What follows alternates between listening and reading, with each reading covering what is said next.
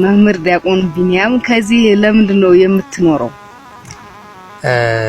ከዚህ የምኖረው በአንድ ወቅትም ሆነ በተከታታይ እስልምና ሃይማኖት ኢየሱስ ክርስቶስ ሰው ነው፣ አምላክ አይደለም፣ ፍጡር ነው፣ በልቷን ጠጥቷል፣ ሌላም የሰው ባህሪ ያለው እንዴት አምላክ ትሉታላችሁ ብለው የሥላሴን አንድነትና ሶስትነት ጠይቀው ነበር። በዛን ሰዓት የኢየሱስ ክርስቶስን አምላክነት መጽሐፍ ቅዱስ ይጋጫን ላሉታይ ቁርአን እንዴት እንደሚጋጭ መጽሐፍ ቅዱስ ግን ተጋጩ ያሉትን እንደማይጋጭ አላህ ማለት አምላክ እንዳልሆነ ነብዩ መሐመድ የ9 ዓመት ህፃን አይሻ ምትባር እንዴት እንደደፈረ እንዲሁ ያው በሲዲ ምላሽ ሰጥቼ ነበረ። በዚያ የተነሳ ያው እንግዲህ ከ2001 ጀምሮ ያው መሰደድ ነው፣ መንገላታት ነው በየሜዳው ያው ብዙ የግድያ ሙከራ ተደረጉብኝ፣ ቤተሰቦችም ታገቱብኝ፣ ቤተሰቦችም ተወጉብኝ። በዚያ የተነሳ ምናልባት በእኔ ምክንያት ቤተሰቦቼ እየተጎዱብኝ ስለሆነ እነሱን ማሸሸት ስለሆነ እነሱ ደግሞ በቅርብ ርቀት መከታተል ስላለብኝ እነሱ አሁን እንግዲህ ስትመጡ በዚህ በታች አይታችኋቸዋን እንግዲህ ያው እነሱ ጎንኙ እየኖርኩ ነው ያለሁት።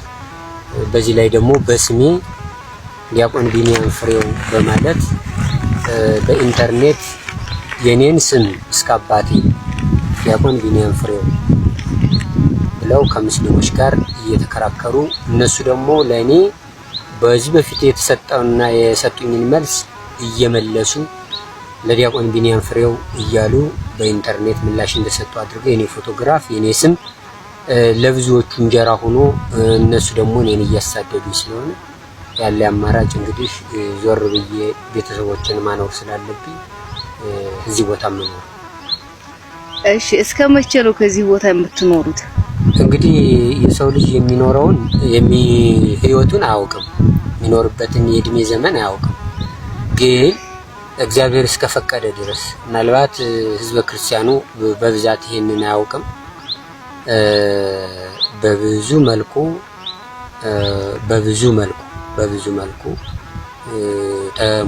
በቃ የሞት አደጋ በየአቅጣጫው እየመጣብን ስለሆነ ያለኝ አማራጭ እግዚአብሔር እስከፈቀደና ምናልባት ለቤተሰቦቼ አይዞባይና አጎናቸው የሚሆንላቸውም ሰው ስላጣው እንጂ እኔ ስለኔ ምንም አልጨነቅም። የትኛውም በምድር እስካለው ድረስ እዚህ ቦታ ቢኖርም እንትን አለልም። ብቻ ግን በየጊዜው እከታተላቸዋለሁ። በእኔ ላይ ያለውን በእኔ ላይ የሚያደርጉትንም እከታተላለሁ። ከብዙ ሞት አምልጬ እዚህ እኖራለሁ። እሺ ቤተሰቦች እዛ ጋር አሉ፣ ለምን ካንተ ጋር ሳይኖሩም? አንደኛ እኔ አሁን ከፍታ ቦታ ላይ የተቀመጥኩት ቤተሰቦችን እዚያ ጋር ያደረኩት እንድትቀርጿቸውን ፍቃደኛ ያልሆንኩት አንደኛ የነሱ ፊት እየታየና እንትን እያለ በሄደ ቁጥር አደጋው በእነሱ ላይ እየተንዣበበ ነው የሚሄድ። ሁለተኛ ከኔ ጋር እንዳይሆኑ ከታች ያደረኳቸው እኔ በርቀት ከታችም ሆነ ከርቀት የሚመጣውን ወደ እነሱ የሚመጣ ሰው ካለ በርቀት ለማየት እንዲመቸኝ ለብቻ ከፍ ብዬ ከላይ ቁጭ ብያለሁ። እነሱም ከስር ነው አስቀምጫቸው ያለው። ለዚያ ነው እኔ ጋር ያላስቀመጥኳቸው። አንደኛ ከኔ ጋር የኔ ልጆች የኔ ቤተሰቦች መሆናቸው ሊታወቅ ስላልፈለኩ። አንዳንዶቹ አባቶች ጋር ምጃለሁ በተናጠልም ምናልባት ታፍነው ነው የሚኖሩ አባቶችን በድፍረት የሚናገሩ አይደሉም። ብቻ ክርስቶስና ወላዲተ አምላክ እናትነቷ አማላጅነቷ ስላለ በአማላጅነቷ በጠብቆቷም በልተንም እናድራለን፣ ጠጥተንም እናድራለን፣ ተጠብቀንም በክርስቶስ ጠባቂነት እንኖራለን። በቅዱሳን መላእክት ፈጣን ተራዳይነት እየኖርን ያለን። ህዝበ ክርስቲያኑስ ሰምቷን አልሰማም? ከሰማስ ምን ላይ ደረጃ አለ ለአንተ ጠበቃ የሚቆምልህ?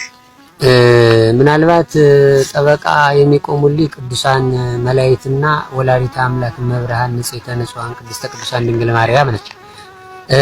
ምእመናን የሰሙት በእጣት የሚቆጠሩ ናቸው። ምናልባት የዕለት ጉርሳችንን እየሸፈንን ነው የምንኖረው። በእጣት የሚቆጠሩ ናቸው። የዕለት ጉርስ ምንም አቅም ያላቸው ሆነው ሳይሆን ምናልባት ትንሾች ናቸው። ያው እነዚህ ናቸው ያሉት። እነዚህ አባቶችና እነዚህ እናቶች ናቸው ጎናችን ያሉት። ምዕመናን አልሰማም። ምናልባት አሁን ምዕመናን ሁሉ ይሰማን ብዬ አስባለሁ። ያው ብቻ ግን ጋዜጠኞችም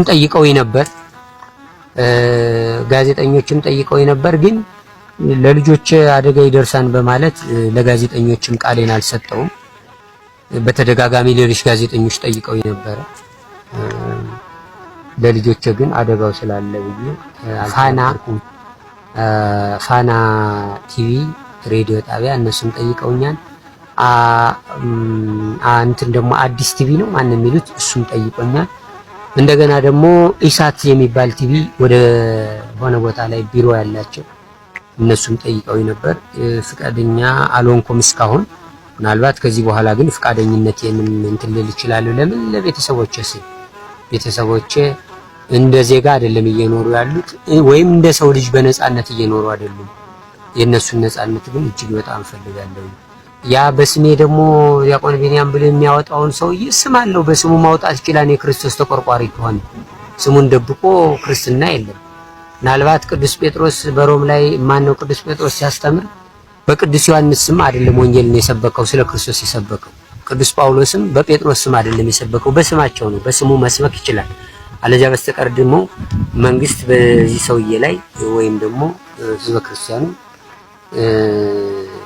በቃ ምላሹን ወይም ደግሞ መፍትሄ በዚህ ሰውዬ ላይ እንዲያቆም ፈልጋለሁ። ከጠየቁኝ እኔን ይጠይቁኝ፣ እኔ መልሳለሁ። በእኔ ላይ አንዴ እንትን ብሏን፣ ግን በእኔ ስም በእኔ ፎቶግራፍ ሰዎች አይጠቀሙ። ትክክለኛው ዲያቆን ቢኒያም ማለት 2001 ነሐሴ 27 ቀን 2001 ነሐሴ 27 ቀን ቅድስት ልደታ ለማርያም የሚወጣ ጋዜጣ አለ። የ2001 ነሐሴ 27 ቀን የወጣውን ጋዜጣ ስለ እውነተኛው ስለ ትክክለኛው ቢኒያም ቤተክርስቲያን በጋዜጣ አውጥታለች። ጋዜጣውም አለ። በክርስቶስ ላይ ለተዘባበተው ለሳድቅ መሐመድ የተሰጠ ሃይማኖታዊ ምላሽ የሚል ጋዜጣ አለ። በዚያም በዝርዝር አስቀምጠውታል እና ያን ጋዜጣ ሄዳችሁ ጠይቃችሁ እውነተኛውን ቢኒያም ማወቅ ትችላላችሁ። እውነተኛው ቢኒያም ደግሞ ሐሰትን ከእውነት ጋር አትቀላቅል በሚለው ሲዲ ነው የሚታወቀው። እርሱ ከመጀመሪያ ነፍሰ ገዳይ ነበር በሚል ታውቋል። እና ሰዎች ደግሞ ዲያቆን ቢኒያም ፍሬው በሚል በእንግሊዘኛ ስሜን ለቀውታል። ሲዲውም ተለቋል። እዚያ ላይ ፎቶውንም ማንነቱንም ማወቅ ትችላላችሁ። እና ሙስሊሞች ደግሞ በሰጡት ላይ እዚያ ምንም የነሱን እዩት ማለት አልችልም። ልጁ ዲያቆን ቢኒያም በሚለው በአማርኛ በሰጠው ላይ በዚያ ላይ እነሱ የሰጡት ምላሽ አለ። በዚያ ላይ ማየት ይቻላል። ይሄ ነው እንግዲህ ያለው ነገር።